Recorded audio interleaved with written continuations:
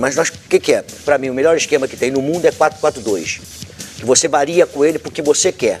Seja em losango, quadrado, linha de 4, você varia com ele da forma como você quer. Você faz 4-3-3, um 4-4-2, sem trocar jogador, você faz um 4-3-3, sem trocar teu jogador, você faz um losango, sem trocar teu jogador, você faz uma linha de 4, sem trocar nada, você faz diversas situações táticas. E a grande virtude nossa, a capacidade de ter um esquema tático muito bem organizado pelo adversário, e não tem mais no futebol brasileiro hoje, não tem, que eu senti isso em alguns jogos, de um drible. Um improviso. De um improviso, do empirismo do Brasil, acabou. Essa é a nossa grande virtude. Nós não temos mais isso, nós estamos muito preocupados em formar profissionais que vão dar conceito tático e vão dar formação tática. E o conceito e as coisas, as raízes nossas, as nossas essências do futebol, que nós sempre fizemos diferente, onde é que elas estão? Então, esse é um ponto que você tocou agora que, assim, entendeu? Que é um número que é assustador, um dado que é assustador. Quando a gente descobre que no Campeonato Brasileiro, 73% dos jogos, quem tem mais posse de bola não vence. Por quê? Porque qual foi a mudança? O Flamengo tinha 73% de posse de bola. O meu time sempre tiveram 60%, 65%, 70%. Sempre jogou com a bola. Com qualidade. Com qualidade. De você entender que a marcação, ela só é forte quando você tem a posse de bola. Nenhuma marcação ela é pressão, ela é forte se você não tem a posse de bola maior do que o adversário. Porque quando você tem 60%, 70% de marcação, você deixa 30% para uma posse de bola, seja 30% na marcação-pressão. Eu consigo fazer o meu time 30% do jogo, 100% de marcação-pressão. Eu não consigo fazer 100% de 70%. Por isso você fica calmo. Por isso eu tenho que ter a posse de bola para eu gastar o adversário, eu gasto o adversário fisicamente, eu tenho mais qualidade técnica, eu vou sobrepor a ele a qualquer momento da partida, que eu vou dar um drible, ele vai conseguir chegar, uma situação qualquer, e na hora que eu necessitar marcar a pressão, meu time está fresco, porque eu tenho só 30% para marcar 100%. Então, mas só que nós perdemos isso aí. Então, tu vai ver, os times têm. E quem melhor faz isso no Brasil hoje, é o Corinthians. O Corinthians, ele joga, eu sempre disse, já dei entrevista e vocês vão lembrar disso aqui. Eu sempre fiz um trabalho com a Arrigo Sacchi que fazia.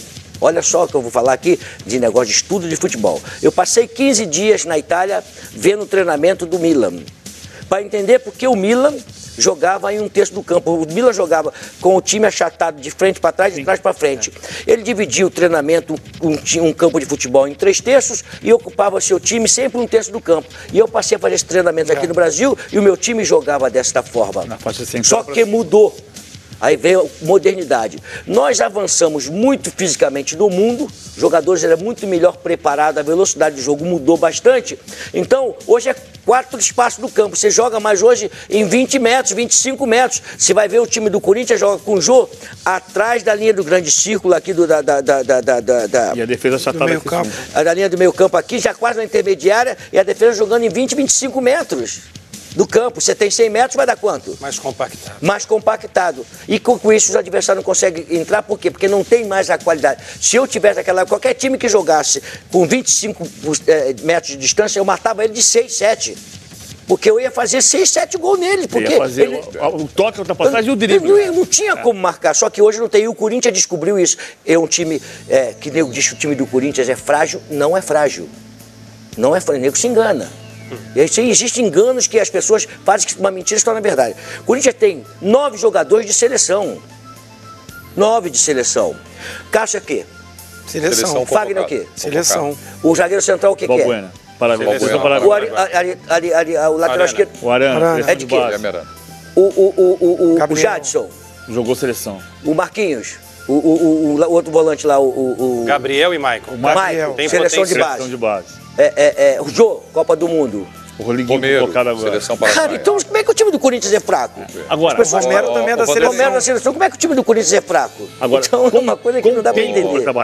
Com tempo para trabalhar, não dá para fazer o Brasil ter mais times que façam esse quarto do campo mais na frente, para ter a bola também. Quer dizer, mas isso é o quê? É falta de jogador ou é falta de trabalho? Mas o Corinthians faz isso. Não, faz... Mas o Corinthians faz. Você esquece que o Corinthians é o seguinte, ele tem uma arma mortal que ele se fecha e sai em velocidade no contra-golpe, que é jogador. Sim. E tem um pivô fantástico que é o Jô. Porque quando a bola bate no Jô, se aproximam 2 de meio e 2 de lado. Eu gosto então já bate no Jô. Quando a bola chega no Jô, no contra-golpe. A pergunta que eu ia te fazer... Tem a posse de bola. A posse de bola, quando o Corinthians está no campo do adversário, que perde a bola no campo do adversário, já começa a marcação, pressão. E quando ele rouba lá, ele tem a posse de bola no campo do adversário. Já começa a jogar lá. Ganha muito quando não tem a posse de bola. Mas é uma característica que tem criado hoje, mas não é do Corinthians, não. Aí eu vou te falar. Vou ter uma declaração do Zidane que ele falou isso aí. Que o único time do futebol mundial que pode competir com o Real Madrid hoje é o Corinthians pela formação de que joga hoje. Você viu o Real Madrid contra o Barcelona? Sim. Onde é que o Real Madrid jogou, os jogadores dele? Eu achei que ele jogou com a bola, mas ele atrás da linha, atrás da intermediária, os 11, marcação em 25, os 10 jogadores atrás da linha da intermediária do seu campo de futebol. Não está falando de time daqui de segunda divisão. Está falando do Real Madrid, o maior clube do mundo, campeão da Champions, estava lá jogando em 20 metros. Então, isso é uma característica hoje do futebol. Todos pela preparação física, esquece que você tem que ter posse de bola, tem que ter posse de bola. Mas esquece que o condicionamento físico te dá essa condição de você se fechar, tirar os espaços do adversário, porque não existe mais grandes jogadores, até no futebol mundial, 2, 3, 4, você não vai ver mais muita gente, tá certo? E vai dificultar o adversário e você vai conseguir chegar no campo do adversário com muito mais espaço. Porque se você pegar aqui no futebol brasileiro hoje, pega o Campeonato Brasileiro, você falou sobre isso aí, vê quantas vezes alguém fura a defesa. Quantas vezes você vê alguém furar a defesa? Aí a minha pergunta vai nesse sentido, Vanderlei. O Edmundo até falou isso ontem, até lembrou o nosso time de 93, 94, que a gente tinha aquele esquema de jogo que você montava, que o Edmundo vinha até o meio marcando, depois já transferia para o Mazinho. Mazinho saía, ele já ficava esperando para quando a gente roubasse essa bola, o bom passe do Mazinho, e encontrar ele para esse jogador individual. O Ivaí fazia o pivô. Você treinava a gente para fazer isso. Hoje, você acha que falta os treinadores também darem essa liberdade ou treinar para ter essa jogada do 1 contra 1, ou falta o jogador? Falta jogador. Você acha que não tem mais esse jogador com essa característica? Falta jogador, não tem mais jogador. Você pegar, qual o grande meia esquerda que joga no Brasil hoje? Brasileiro? Você citou 2 do Corinthians que eu gosto. O Jadson. Meia. O Jadson joga mais como segundo ele joga, mas ele entra. O Rodriguinho entra um pouco. O Lucas Lima eu gosto. O então, Diego está vivendo um momento não muito bom, mas eu acho que antes da contusão ele era o melhor jogador do futebol brasileiro, mas não tem muito, você é verdade. Assim, você não tem mais jogador, esse é o problema. Mas e esse atacante do 1 contra 1? Esse velocista, esse ponta que vai no drible? Não tem porquê, preste atenção. É isso que eu estou falando. Se fizesse antigamente, e já fizeram com a gente, eu botava Edmundo pegava a bola que era forte, ele passava vinha o segundo, ele rabiscava o segundo também e conseguia sobrepor. Hoje você não tem esse cara que enfrenta isso desses 20 metros. Os caras descobriram isso aí, então acabou. E não tem mais, por exemplo, você viu o campeonato que nós ganhamos. Que jogador, quando tiver um espaço de 20 metros, só tem um que eu conheço agora no Brasil, não está mais no Brasil. Que é o Neymar. Não, um jogador de meia.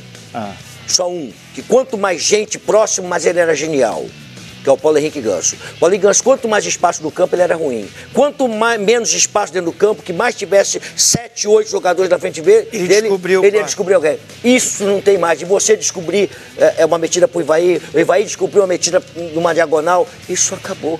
Não tem mais, você não vê mais essas metidas de bola. Aí você acha que por isso os treinadores, taticamente, estão priorizando mais a bola fica mais com o adversário, eu prefiro montar... Isso aí foi um conceito que trouxeram para o Brasil e dado ênfase pela imprensa de que o time tem que ser tático. Tem que ser tático e se fala só de parte tática. Mas aí acontece isso que o PVC falou, que essa estatística de que o time que tem menos posse de bola acaba ganhando o jogo. Pela falta desse jogador. Mas esse número é o número do Campeonato Brasileiro. Ele não é um número do Campeonato. Por mais que o Real Madrid seja um time que joga mais atrás da linha da bola do que o Barcelona, o número do Campeonato Espanhol não é assim. Você não tem... 73% das vezes quem tem a bola não ganha o jogo, é assustador. Então, assim, no campeonato inglês, os times são muito compactos. Mas você está imaginando o campeonato espanhol de quem? O campeonato espanhol do Sevilha, do Atlético de Madrid, do Real Madrid, do Barcelona, do Valência. Se Barcelona, Sevilha, Real Madrid, com os outros lá que eu trabalhei lá, Se tiver com a posse de bola, vai ganhar tudo quanto é jogo. Não vai. Mas aí é a qualidade dos grandes contra... Não tem jeito. Mas aí entra o que o Vanderlei falou, aí tem um jogador. Aí tem jogador. Mas você não tem um jogador, você está falando isso aqui, você não tem time para você... Por exemplo, Flamengo... No Brasil. No Brasil, se você tivesse Felipe Coutinho aqui, por exemplo, você podia trabalhar com o Felipe Coutinho para ele rabiscar. Para ele fazer um contra um. Mas foi isso que ele falou, não tem o jogador, a matéria-prima. Você não tem a matéria-prima, você pode ter posse de bola, você pode girar a bola pro lado. Por exemplo, eu joguei contra a Ponte Preta, nós jogamos contra a Ponte Preta, o time entendeu tudo que a Ponte Preta queria. A Ponte Preta se fechou, teve 2 ou 3 chances a Ponte Preta no contragolpe, eu tive 60 e poucos % de posse de bola. Não consegui furar. Não consegui furar. Faltou um drible, faltou alguém desorganizar a primeira linha para poder desorganizar a segunda linha. No jogo Corinthians e Vitória, o Vitória se postou durante um determinado momento, ou na maior parte do tempo, como o Corinthians, né? Esperou o Corinthians, foi inclusive assim que saiu o gol, né? Foi um gol de contra-golpe. Quessadinha, deixa eu falar uma coisa aqui. Nós não vamos pegar um jogo. Porque eu estou falando desse. Perfeito. Nós estamos falando... Você fala esse lance aí, né? Esse é o gol. Então, a partir daí, aos 12 minutos, o que aconteceu? O Vitória se postou atrás e deu o contra-golpe, para não dar o contra-golpe para o Corinthians. Isso aí já é uma coisa que nós estamos acostumados a ver. Botou vantagem, você se fecha. Nós estamos falando conceitualmente o que está acontecendo no futebol brasileiro. É isso. As razões que estão... Tá, mas a dificuldade do Corinthians. O Corinthians teve dificuldade para furar isso daí. O quê? Pela falta de qualidade do jogador. Isso que você está dizendo. Tem umas certas coisas que eu venho discutindo há muito tempo. Por exemplo, as arenas. O Corinthians, quando fez a Arena Corinthians, ele se fortaleceu muito. Isso é um ponto fundamental. Qual time, vou falar aqui para vocês que estão no futebol bastante, qual time brasileiro hoje, esquece o Corinthians fez, tá? É difícil fazer isso aí. Qual time brasileiro que você aposta 100% de certeza que ele vai sair em qualquer lugar do Brasil contra qualquer time que você tem certeza que ele vai ganhar? Eu acho que não tem nenhum time. O Corinthians hoje dá essa segurança. Hoje? Não tem. Agora, antigamente, você falava assim, meu time do Palmeiras, eu vou jogar no Rio de Janeiro contra o Fluminense, vou ganhar o jogo. Eu vou jogar em Minas contra... Eu vou ganhar o jogo. Eu vou jogar lá no Paraná, eu vou ganhar o jogo. Você sabia que você tinha condições de poder ganhar um jogo. Hoje você não tem isso. O que aconteceu? As arenas passaram a ser um modelo de trabalho, porque se você não tem mais time para você ganhar os jogos na casa do adversário, você se fortalece em casa. Um campeonato brasileiro vem, um campeonato que não é mais mata-mata, é de pontos corridos, tá certo? Você tem 38 jogos, você tem 19 jogos em casa. Isso é uma baita de uma vantagem. Porque se eu não tenho time para ganhar lá fora, mas eu tenho time para ganhar em casa, porque os adversários também não têm time para ganhar na minha casa. Então você passa a ter a vantagem. Se fosse mata-mata, já mudava a história.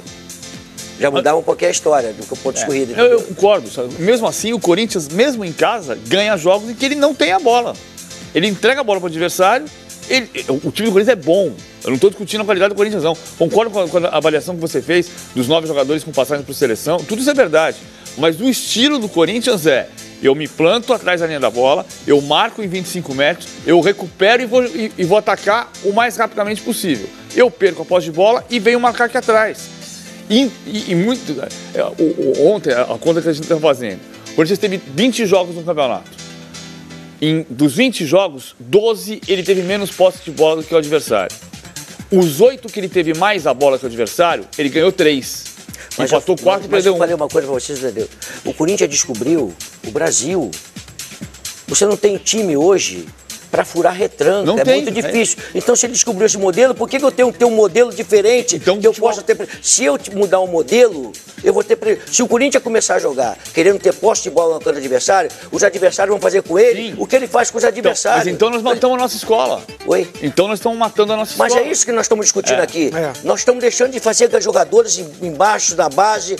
Nós estamos perdendo o mercado para o futebol sul-americano, para todos os países sul-americanos, trazendo jogadores para posições que nós éramos mais importantes para furar esse bloqueio que você está falando. Nós não temos mais esses jogadores aqui, estão perdendo nossa essência. Essa que é a discussão. Por que o Corinthians descobriu isso aqui? O Corinthians está certo? Está certo. Claro que está na dele. Certíssimo. Montou um time para ganhar o Campeonato Brasileiro, dentro da realidade do futebol brasileiro. Agora, o que nós precisamos fazer para voltarmos de novo a ter isso que você quer? Jogarmos no campo do adversário, jogarmos com posse de bola no campo do adversário, ou se essa é uma tendência mundial. Porque depois que eu vi o Real Madrid jogar 2 jogos contra o Barcelona e fazer dessa forma, pode ser uma tendência mundial. Porque se eu vejo o Mourinho com o Manchester United lá fazendo da mesma forma, pode ser uma tendência mundial. De todos entenderem o seguinte, mudou o futebol. A preparação física mudou, o atleta é mais atleta hoje, então vamos se fechar aqui. Porque o Manchester United joga da mesma forma que joga o time do Real Madrid. Da mesma forma. Eu queria que vocês falassem um pouco mais da rodada do Campeonato Brasileiro.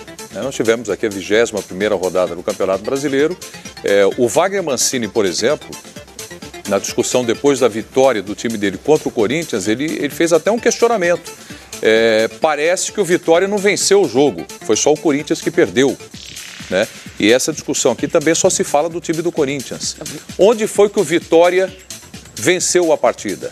Onde é que existe um reconhecimento pelo que o Wagner Mancini fez nesse jogo na Arena Itaquera. Ele sabia que e venceu por 1-0. Tá certo? E conseguiu pegar o Corinthians num contragolpe. Muitas vezes o adversário não consegue. Eu também tive chance lá, outros times também tiveram chance. Ele conseguiu botar vantagem. E o Corinthians pegou um dia que o Corinthians não conseguiu fazer aquilo que ele fazia no estádio dele. O Corinthians saiu atrás de alguns jogos, poucos jogos, mas saiu atrás e conseguiu fazer. Então o Wagner montou um time defensivo, que não é o medo, é uma situação tática. Ele não tem um time para jogar em cima do adversário, criou uma situação de contragolpe, usou o contragolpe, ganhou e depois se defendeu mais ainda. Então a virtude do Wagner Mancini. Mas o que no Brasil nós estamos acostumados a falar, tá certo? É sempre do lado do cara que é o coisa e aquilo lá, e esquecendo que o Wagner teve méritos para ganhar do time do Corinthians lá e tinha que enaltecer a vitória do Wagner e simplesmente não metralhar o Corinthians, porque o Corinthians não conseguiu ganhar do Vitória, porque o Vitória foi mais eficiente do que o Corinthians, ponto, e enaltece a eficiência do Wagner Mancini, dos jogadores do Vitória, e conseguiram ganhar do líder da competição e não ficar metralhando porque o Corinthians não ganhou, porque faltou isso, faltou tudo, senão tinha ganho o jogo. Claro. Só um minutinho, temos o Wagner Mancini, então, falando depois da partida, ele acabou até perdendo a paciência, vamos ver o que disse aí o Mancini. Mancini, a última aqui, só uma dúvida em relação, a gente pega os números depois do jogo, o Vitória teve um pouco mais de 20% de posse de bola e apenas uma finalização durante os 90 minutos. Você estava no estádio? Estava aqui, estava no gramado, inclusive. Você assistiu o jogo? Não, assisti. Uma finalização, nós tivemos... Chance clara, chance real de gol, foi pelo menos a leitura que chegou. Não, você vai me desculpar, você vai me desculpar, você vai me desculpar. Mas enfim... Peraí, deixa eu falar. Você vai me desculpar, sinceramente. Ou você é corintiano... Não, eu sou jornalista. Eu sou jornalista. E eu sou técnico. Não, eu estava... Você pode contestar os números aqui que eu tenho Então pode falar, depois eu falo. Ok, então, só para finalizar então em relação à posse de bola, pouco mais de 20%. A leitura final que a gente pode ter da partida é de que o Vitória veio a São Paulo para jogar por uma bola, jogar por um contra-ataque, apenas por isso, ou de fato foi uma construção de que poderia sim, o Corinthians não era de fato tão imbatível como foi criado. Eu vou enumerar aqui as chances de gol do Vitória só para ver como você está equivocado na sua visão do jogo. O Vitória fez 1-0 aos 12 minutos com o Trellis. Tá? Na segunda etapa teve uma chance com o Neilton clara de gol que o Cássio defendeu. Teve uma outra chance com o Carlos Eduardo. Teve uma outra chance com o Patrick. Tá? E só aí foram 4 oportunidades. Eu quero que... E um gol anulado de forma equivocada. Não, eu estou contestando a tua visão de jogo. Você está sendo parcial. E você, como jornalista, deveria ser imparcial. Eu vou terminar... Peraí que eu estou falando. Eu vou terminar a entrevista agora, porque você tem que rever os seus conceitos. Peraí, você tem que rever os seus conceitos. Vocês não podem, de maneira alguma, falar que o Corinthians hoje fez uma má partida, porque o Corinthians fez um grande jogo e perdeu para uma equipe que jogou, que estudou, que foi estratégica e que veio aqui em São Paulo e tirou a invencibilidade. Então vocês têm que dar um pouquinho mais de valor a quem é de fora de São Paulo. Eu sou paulista, nascido em Ribeirão Preto, e vocês da imprensa de São Paulo têm que olhar um pouquinho diferente para todo mundo, porque o Brasil é muito grande. Boa noite. Vanderlei, isso acontece de fato? Acontece. O Wagner simplesmente contestou uma situação que o cara simplesmente colocou como se ela não tivesse acontecido no jogo. Ele viu um jogo, eu já tive essa discussão diversas vezes. Você está vendo um jogo diferente do que o meu, cara. Você está me perguntando uma coisa que não existiu no jogo. Tá certo? Eu sou até um pouco mais grosso que o Wagner. O Wagner até foi um pouquinho mais gentil. Eu já sou bem mais ignorante. Pô, o cara tá vendo um jogo diferente daquele que tá apresentando para ele. Por quê? Para fazer um grande questionamento, simplesmente enaltece o cara que fez uma estratégia de jogo, deu o resultado e acabou, pô. Agora não, vai querer entrar por aqui, por ali, para poder questionar, para poder valorizar o Corinthians. Valoriza o cara que fez uma estratégia de jogo, conseguiu uma grande vitória, deu um adversário difícil lá eu só acho que essa coisa de paulista, isso é uma bobagem. Eu sou paulista e moro aqui no Rio, eu sou um jornalista brasileiro. A linha é ferrada. O Wagner se sentiu incomodado. Claro que nós conversamos sobre isso aí, eu se sentiu incomodado, saiu alguma coisa um pouquinho fora, mas ele foi perfeito.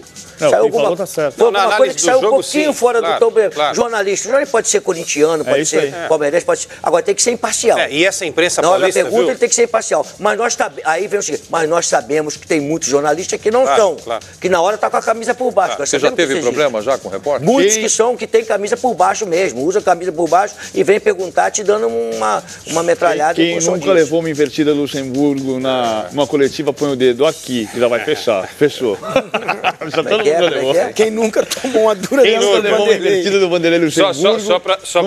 Põe o dedo aqui, que já vai fechar. Só para fechar, essa mesma imprensa que considera que o Mancini estava fazendo um belo trabalho na Chape e não deveria ter sido demitido da Chape. E ele empatou com o Corinthians lá. Empatou com o Corinthians. Tirou 5 pontos do Corinthians lá dentro. Não vamos radicalizar, porque o momento é complicado. Eu sempre falo assim, você cansou de ver isso comigo. Eu, quando vou dar uma palestra para o meu jogador, eu passo para o lado do jogador. Eu falo assim, rapaziada, eu estou dando a palestra que eu já tive do lado de vocês. Eu sento para receber a minha palestra.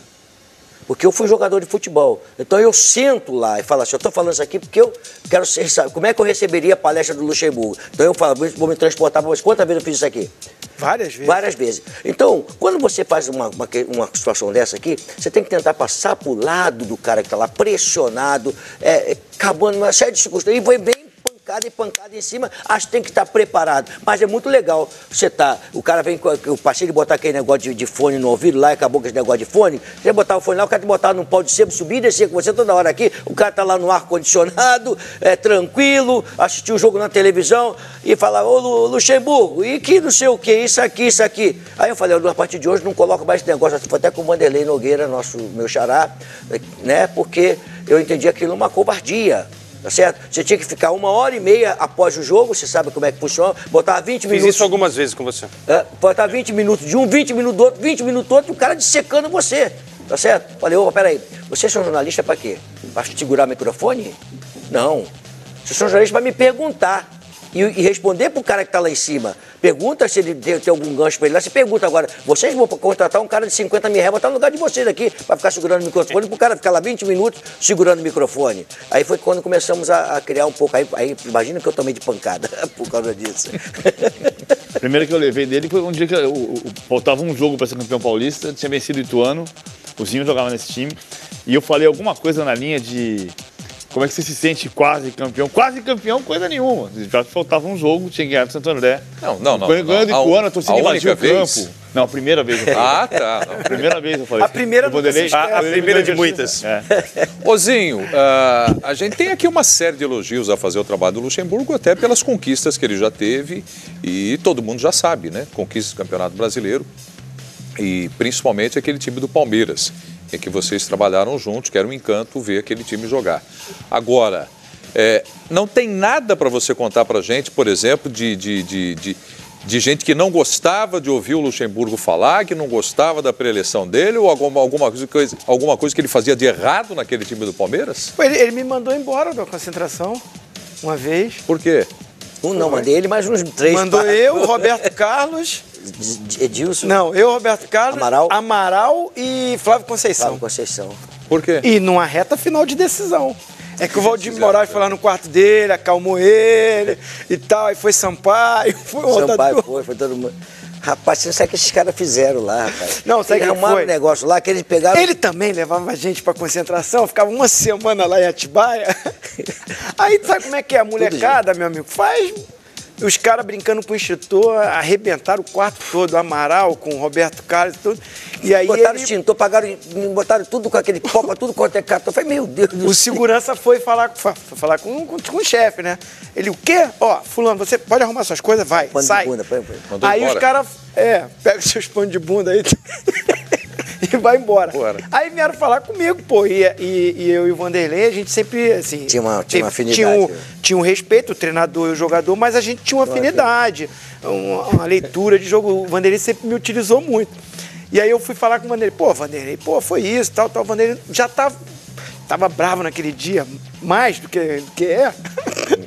E aí eu falei, Vanderlei, não pode. Então, assim, os caras, tu não tá satisfeito? Não, vai embora com eles também, não. Acabou. Já tá resolvido. Tu lembra dessa? Mas ganhamos título. Foi final do que isso? Foi do brasileiro. Foi a semana do... 9-4. Foi 9-4, que o jogo contra o 9-4 foi contra o São Paulo. O Flávio Conceição tava. O Flávio Conceição tava, então foi 9-4. Agora a melhor dele, a gente conta se mais parece essa, um depois pouquinho. não bate A gente se parece um pouquinho, né? E naquela época ali, ele mais novo ainda também, eu também. E a gente estava num restaurante no Bar do Elias e entra um torcedor, só que a gente não estava na mesma mesa, ele estava lá na mesa dele, eu estava aqui, aí entra o torcedor e vem direto em mim e fala, você tem que pegar mais leve com o Edmundo, você não tem que ficar dando toda hora dura no Edmundo, o garoto é garoto ainda e tal, e eu tô escutando, você não pode tirar ele do time toda hora. Aí eu olhei pro cara e falei, meu amigo, você tá falando com a pessoa errada. Você tem que falar com aquele cara que tá lá, naquela outra mesa lá. E tomava bronca por causa dele. Se vira.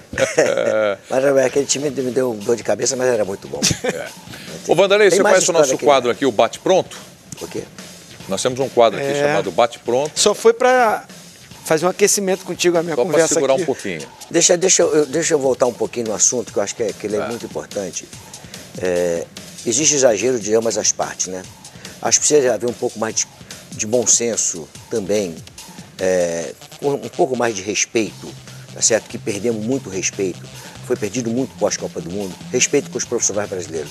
Está se falando muito da competência do técnico brasileiro, muito denegrindo a imagem, muito desrespeitoso na sua grande maioria, tratando a gente como se nós fôssemos pessoas que nem tivessem a importância que tem que ter dentro do futebol. Então, está chegando muita gente aí, muito atropelando, tá certo? Então, você vê o Wagner naquele já é um acúmulo, tá certo? De uma série de coisas que vem acontecendo aí, pós-Copa do Mundo, com os técnicos brasileiros que passaram realmente a ser denegrido, que não sabe nada, que está isso, está aqui.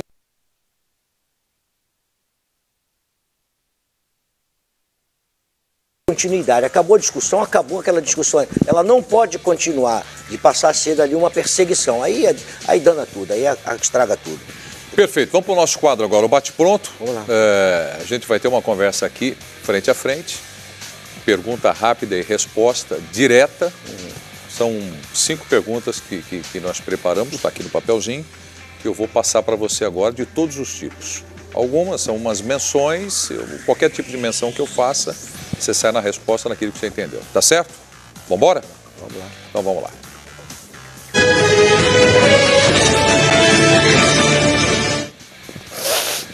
Respirar, né? Tem que respirar, né?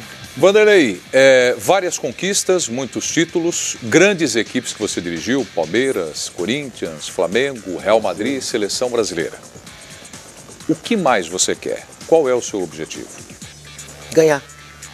Ainda quero ganhar mais um Campeonato Brasileiro, ainda tem espaço para isso, ainda quero ter algumas outras conquistas e, acima de tudo, conseguir trazer mais algum benefício para o futebol.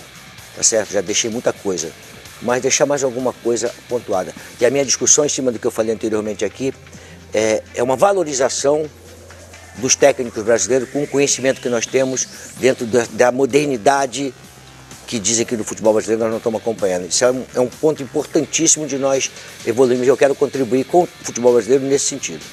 Futebol chinês. É complicado, entendeu? Mas vamos dizer, acho que eles vão, pelo presidente do país querer, acho que eles vão dar uma avançada forte para se tornar, assim, o maior país da Ásia com respeito ao futebol. Acho que eles vão avançar nesse sentido. Eles estão investindo muito nisso aí. Você pode me apontar um desafeto seu no futebol? Bastantes, mas não precisa um, tem bastantes. Não precisa desapontar. Apontar, todo mundo já sabe dos meus desafetos. São vários. Mas eu não guardo nada de nenhum deles. Cada um que segue a sua vida, eu sigo a minha, com a minha maneira de ser, com as discussões ficadas para trás e tocando para frente aqui, que não me acrescenta nada, já ficou para trás. E o seu melhor amigo no futebol? Meu melhor amigo do futebol? É. Ah, rapaz, tem grandes pessoas que não é um só seria tem pessoas muito importantes para mim. E o meu maior parceiro de todos os tempos é o Melo, né, que está comigo há 500 anos. É um cara que, quando eu abro a boca, ele já sabe até o que vai, a confusão que vai sair, ou a coisa boa ou ruim que vai sair dali. O Melo é uma... Você tem um ídolo? Um ídolo? Meu ídolo? É? Eu tive 2 camaradas que, para mim, marcaram bastante. Um quando jogava, que era o Zico, meu compadre. O Zico é uma referência como profissional, dedicação. E para mim o Zagallo foi o grande técnico brasileiro que eu conheci. Foi meu técnico, e vendo os times jogar, vendo tudo. O Zagallo para mim foi a grande referência de técnico no Brasil para mim e no mundo. Que foi também um dos pioneiros fora do Brasil, né, no país do Oriente lá, comandando seleções e levando a Copa do Mundo. Então, para mim foi uma referência de técnico. E para encerrar agora, a última do bate-pronto com você. Qual time você sonha, gostaria de dirigir, de ser técnico?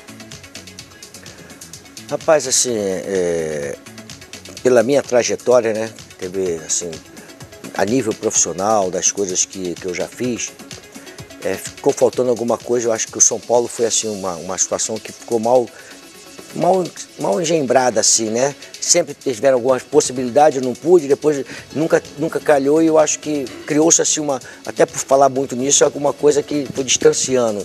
E pela grandeza do São Paulo, era uma coisa. E o outro seria o Inter, que eu joguei no Inter, que é um clube que eu gosto muito também, é um clube que eu tenho no coração e joguei lá. E é um clube grande, um clube forte, ficou faltando. Mas a gente não consegue tudo, né? Profissionalmente eu já consegui muitas coisas, não deu, mas estou ainda, quem sabe um dia ainda, não aposentei ainda, né? Ainda estou ainda na ativa, quem sabe isso não acontece um dia. Seria legal se acontecesse um dia. Quando você voltou do Real Madrid, de cara, um jogo muito marcante, logo na tua volta, foi aquele jogo quando você foi enfrentar o Corinthians, que era campeão brasileiro, do Tevez, do Nilmar e do Antônio Lopes, que você entrou com 12 e o Lopes ficou ali procurando o que tinha acontecido. No Morumbi. No Morumbi. Você ganhou de 1-0 o jogo do Geilson, um gol do Geilson. E você foi campeão paulista contra o Corinthians de Tevez e Nilmar. Você foi campeão paulista com um time de Geilson, de Reinaldo, de Ronaldo Guiaro, de Mansur, Maldonado, Fabinho, enfim. Você não tinha um grande time na mão e foi campeão paulista. Quando acabou a Copa de 2006, 6 meses depois de você voltar do Real Madrid, você achou que ia voltar para a seleção? Achei. Achei que aí houve uma... Assim, com o Ricardo, sempre reconhecendo que eu fui um técnico importante para a seleção brasileira. Eu saí não por competência, saí pelaquela confusão todinha, CPI, essa é uma discussão que mais na frente, não parei, então mais na frente vai se esclarecer muitas coisas, que eu mesmo fazer questão de colocar muitas coisas na frente. A hora que eu tiver que fazer uma biografia, alguma coisa, eu vou colocar algumas situações que eu entendo que ainda não é momento de colocar, porque eu ainda estou na ativa, então não é momento de uma discussão. Eu acho que o Ricardo não foi justo comigo. Porque se ele me achava tão competente, e se eu sair não por competência, sair por problemas que eu nunca tive problema, o problema era na CBF, as coisas que foram faladas nunca foram provadas, absolutamente nada contra mim. Eu merecia, com ele que me reconhecia como um técnico extremamente competente, ter me devolvido a possibilidade de disputar a seleção brasileira. Eu acho que pela minha trajetória, pelo aquele momento meu, eu merecia uma volta à seleção brasileira, mas ele não cumpriu comigo, até que era uma coisa que ele falava sempre que poderia fazer. Então acho que isso ainda passa pela sua cabeça? Não, assim, eu quero... Tite está bem, está mais... Eu acho, assim, nós temos que contribuir. Essa reunião de hoje da CBF foi importantíssima para os técnicos brasileiros. Acho que o Marco Polo hoje, tá certo, deveria ampliar o contrato do Tite para que não fosse uma Copa do Mundo. Ele está muito bem, tu vê que o discurso dele, que as coisas que ele está fazendo, está muito em cima de uma realidade e está caminhando muito bem. Então ele não pode ser um técnico para acabar uma Copa do Mundo, se perder, vai se trocar. Ele não pode perder esse caminho agora. Isso é uma mudança de conceito no futebol brasileiro. Para frente, não para o Tite, para mim não. Para frente, para as pessoas que vão chegar. É um trabalho. Tu não sabe se o Brasil vai ser campeão. Essa geração, ela está sendo formada pelo Tite agora. Ela é remanescente de alguns jogadores da última Copa do Mundo, que estão agora com um grande jogador como o Neymar. Mas eu tenho certeza que essa Copa do Mundo que nós vamos ter, ou a outra Copa do Mundo, o Brasil vai ganhar esse campeonato. Ou nessa ou na outra. E não pode sair dessa. Ele tem que dar continuidade, que vai ficar 80% dessa seleção que vai jogar essa Copa do Mundo, vai ficar para a próxima Copa do Mundo. O trabalho dele vai ser de 20%. Então ele tem que dar continuidade conceitualmente, taticamente, filosoficamente, tudo que está no crescente. A perda da Copa do Mundo, ela pode acontecer. Mas o trabalho tem que dar continuidade. É isso que foi a referência da Alemanha. A modernidade que o pessoal fala da Alemanha, não tem modernidade. Tá certo? É uma filosofia de trabalho que foi mantido, que vai sequência de trabalho. Isso é que é modernidade. O pessoal fala confundindo as coisas. Isso que nós temos que implantar no Brasil. Se o Tite conseguiu colocar todas as ideias deles em prática, a CBF, aí veio o Marco Polo, deu todas as condições para que ele implantasse na CBF a sua cabeça, não a cabeça dele por vaidade, a cabeça dele voltada para a seleção brasileira. É diferente da cabeça dele voltada para o pensamento dele de clube, não. A cabeça do pensamento dele para levar para a seleção brasileira e montar aquela estrutura. Então, está no caminho certo. É o momento de aproveitar e fortalecer isso para que o Brasil saia ganhando com isso na seleção brasileira e automaticamente ganhando no futebol brasileiro. Criar um conceito diferente na realização dos trabalhos, entendeu? Deixa eu mostrar aqui que interessa para o Vanderlei Luxemburgo, para quem está acompanhando o programa. Logo depois o Quesada vai fazer uma pergunta para o Vanderlei. Então, os gols, já terminou o jogo entre Fluminense e Galo. Eu tenho certeza que você está interessado, assim como o pessoal em casa. Então vamos aí aos gols da partida. Henrique Dourado fez o primeiro gol, o ceifador. Lá na segunda trave ele sobe, faz aí um bonito gol. Henrique Dourado, Fluminense 1-0. E já para o Vanderlei falar a respeito desse jogo, mas o Quesada me pediu aqui a palavra para fazer uma pergunta. Eu queria ainda falar alguma coisa sobre seleção, né? Porque você tem uma carreira super gloriosa e também considero que faltou Luxemburgo numa Copa do Mundo. Ainda dá tempo? Você imagina trabalhar quanto tempo ainda ali na beira do campo? Essa minha volta agora, ela foi uma volta muito discutida com a família, né? Problema pessoal em casa com as filhas e com a minha esposa, não é problema de doença mesmo e graças a Deus nós conseguimos resolver. E ficar em casa para eu fazer as coisas que eu não fazia há muito tempo, que era conviver com a família, viver com eles e fazer as coisas normais de uma família. E aí, volta, não volta. E meu DNA é da bola, não tem jeito, eu adoro a bola. Quando eu volto para a bola parece que eu rejuvenesço, parece que eu tô, né? E a volta minha, ela me deixou assim de novo aceso e tem que é característica, eu tô há 60, 70 dias no esporte, eu vim a São Paulo uma vez só, o resto é toda a minha família que está indo lá me visitar. Eu não projetei realmente ainda agora, depois dessa volta, parar, eu não projetei. Eu acho difícil eu estar na seleção brasileira, voltar à seleção brasileira, porque eu estou até reivindicando uma permanência do Tite. Uma parte, precisa ser seleção brasileira, de repente você pode treinar uma outra seleção. Esse que é o detalhezinho, eu vou chegar lá. A seleção brasileira teve o meu momento, acho que eu fui injustiçado por parte muito forte da imprensa brasileira, me colocando como se eu fosse o grande ladrão, o grande sacano, o grande nome ruim do futebol brasileiro, onde não havia feito nada, só estava no lugar certo na hora errada, não tinha nada a ver comigo aquilo lá. E me execraram ali, se eu não tivesse a minha família, e não tivesse estrutura e qualidade profissional, eu teria acabado como outras pessoas já se acabaram a terminar em cima de um processo tão duro como aquele que eu sofri. Covardia mesmo, covardia forte mesmo. E aquele era o meu momento profissional, eu estava muito bem profissionalmente, então acho que aquela Copa do Mundo, que foi do Filipão e me ganhou com merecimento, acho que era a minha Copa do Mundo, ou a próxima seria a minha Copa do Mundo. Passou o time, Deus quis assim, tá? Eu acho que agora fica muito difícil. E eu não me vejo técnico de um outro país, principalmente da América do Sul. Já tive alguns convites para trabalhar em seleção aqui na América do Sul. Eu acho que a seleção é um negócio assim que você tem que ter um conhecimento cultural do país, para você tentar envolver, sabe, o povo com a tua seleção. E eu não tenho conhecimento, o domínio do idioma, o conhecimento do Uruguai. Eu não sei como é que funciona aquilo. E tem que ter. Por que eu fazia questão que quando nós jogássemos do Brasil, o jogador fosse obrigado a dar entrevistas após o jogo? Sabe por quê? Porque ele tinha que dar satisfação ao povo brasileiro sobre aquilo que aconteceu no jogo naquele momento ali. Conversar com o povo. E saber o seguinte, quando tinha cobrança do povo, ela ia direto para ele saber como é que funcionava. E eu não vou ter esse controle disso aí. Então acho que o trabalho pode, tecnicamente, com qualidade profissional, eu tenho condições de poder dirigir qualquer seleção. Já está, né, na história do futebol. Mas eu acho que é uma situação muito... Outros treinadores já fizeram, deram bem. Didi foi ao Peru e fez um grande trabalho no Peru em 1970, levou a Copa do Mundo. Parreira já dirigiu lá nos Emirados Árabes. no Paraguai. Entendeu? O Carpegiani no Paraguai. Mas eu, assim, porque eu gosto, acho que vai ter um pouco de dificuldade para poder o resultado surtir o efeito necessário. Você te convidou? O Uruguai convidou? Tive Uruguai, tive Paraguai, tive Colômbia, tive Peru, tive um convite ao Chile algum tempo atrás. Tive alguns convites aqui, mas eu sempre relutei para poder... eu não via, assim...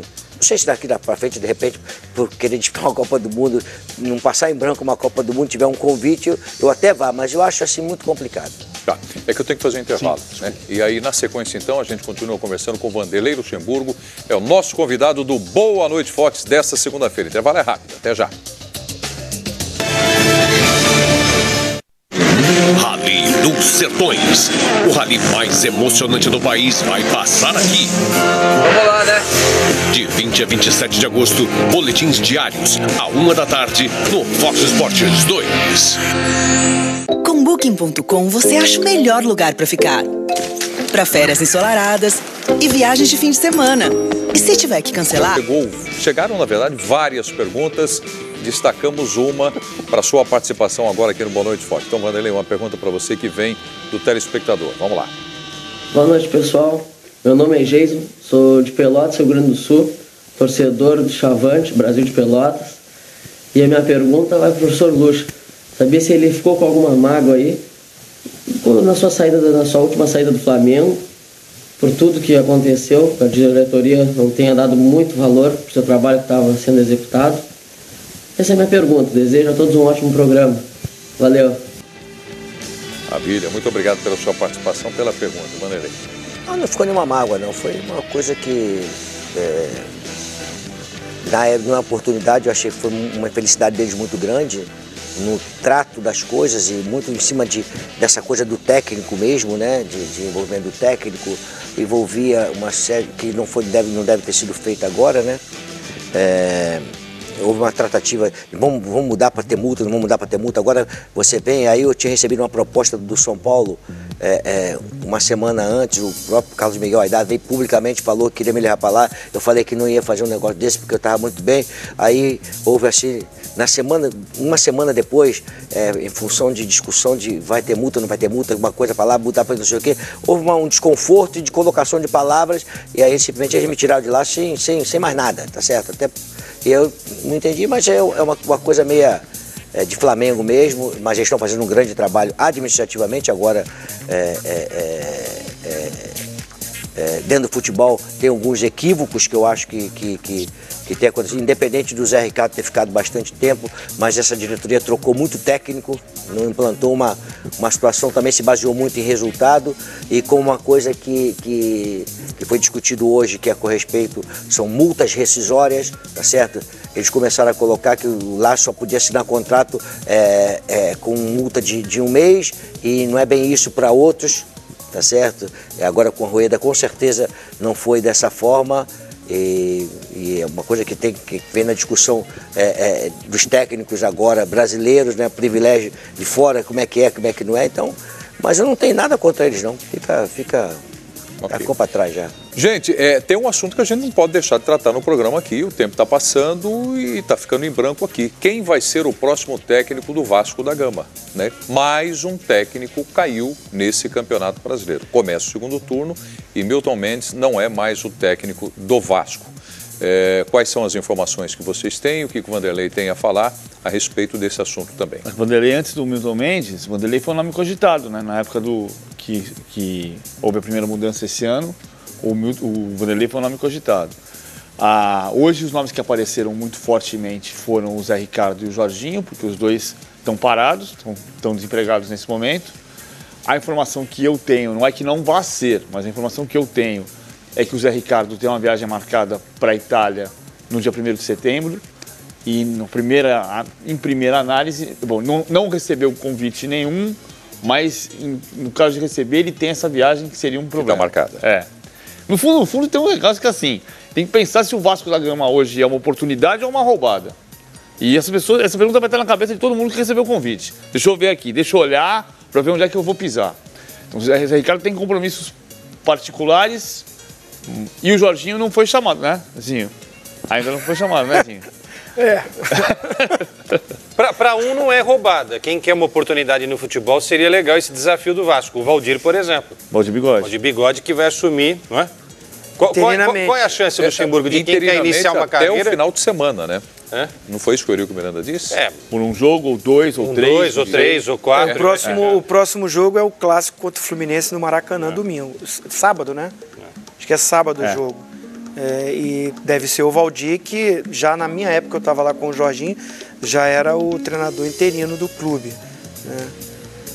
É difícil, um cara que conhece lá dentro também. Difícil uma colocação, porque eu estava há pouco tempo lá, então eticamente assim fica chato você fazer algum comentário. Mas eu liguei para o Jorginho, porque ficou tanto comentário na mídia, né? E aí eu liguei para o Jorginho para perguntar se ele tinha recebido algum telefonema.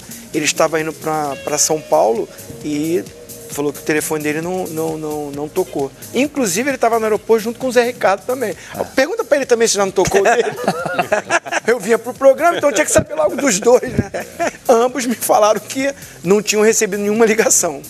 Vanderlei, o dirigente, quando demite um treinador, um campeonato tão importante como é o Campeonato Brasileiro, com grandes riscos que todos os times correm de rebaixamento, ele já tem algum nome na manga? Ele faz algum contato antes?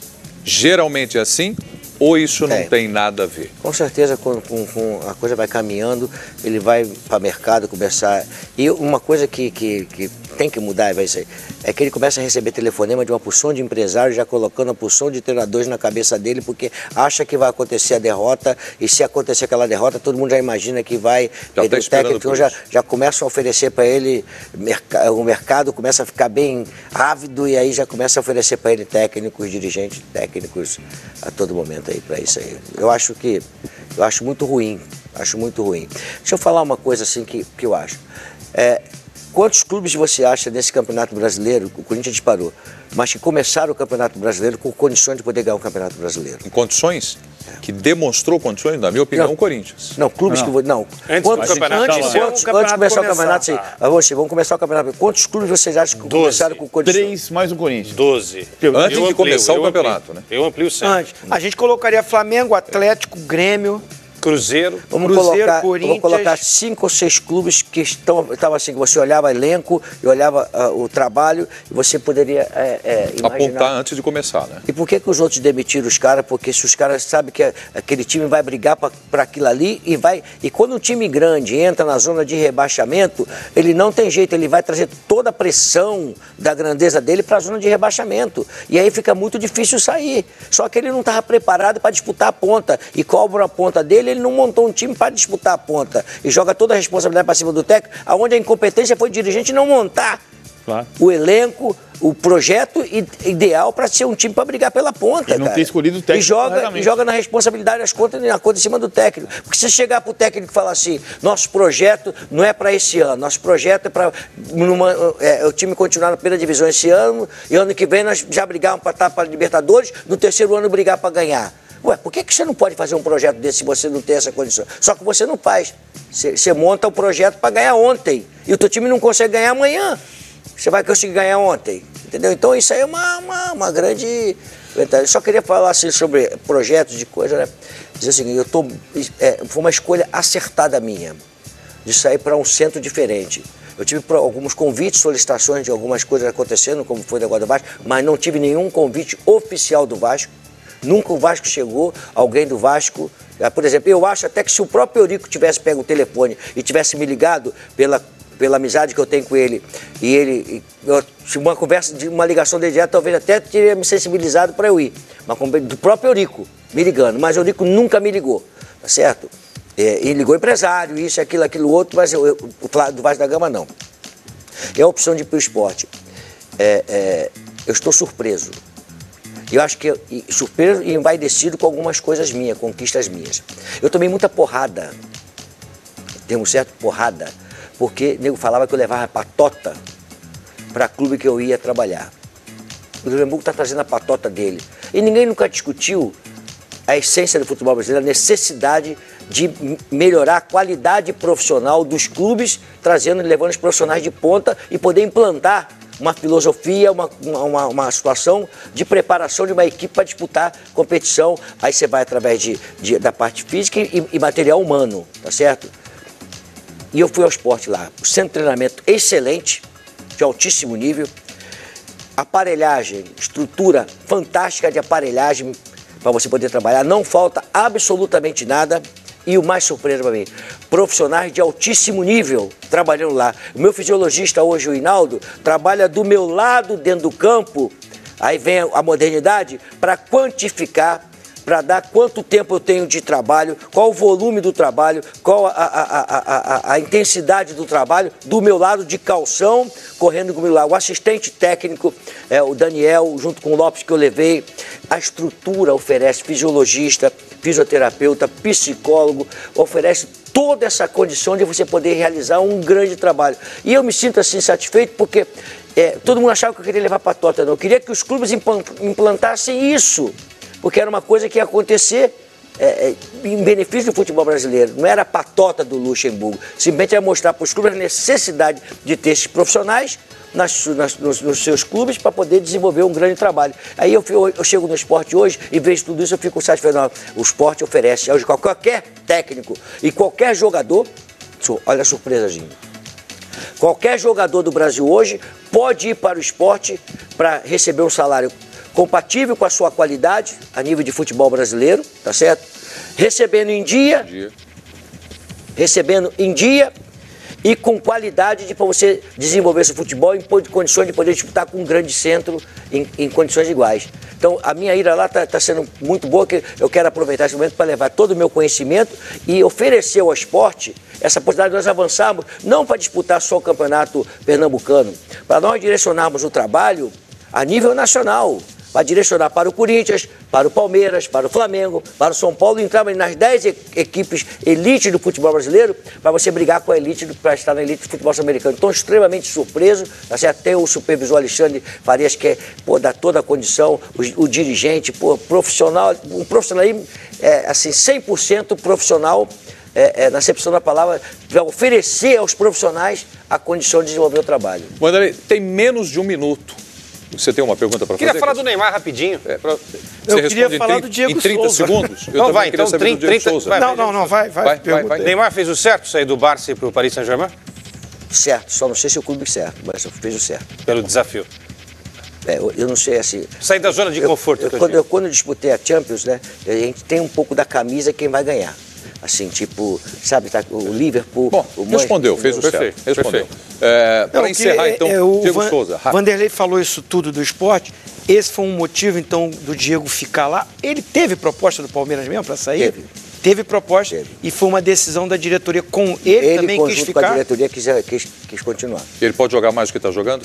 Pode. Pode. E vai jogar. Está cobrando isso dele? Pode e vai jogar. As pessoas estão vendo o Diego não está bem.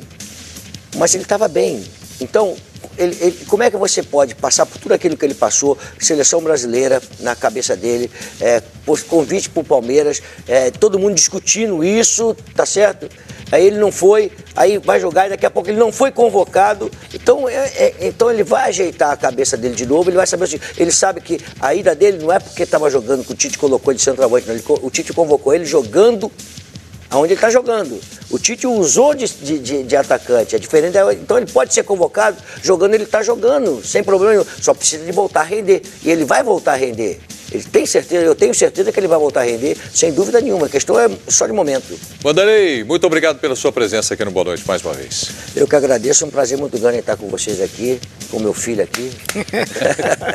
Mais um que vai dizer, carreguei nas costas. Eu carreguei muito dessas malas.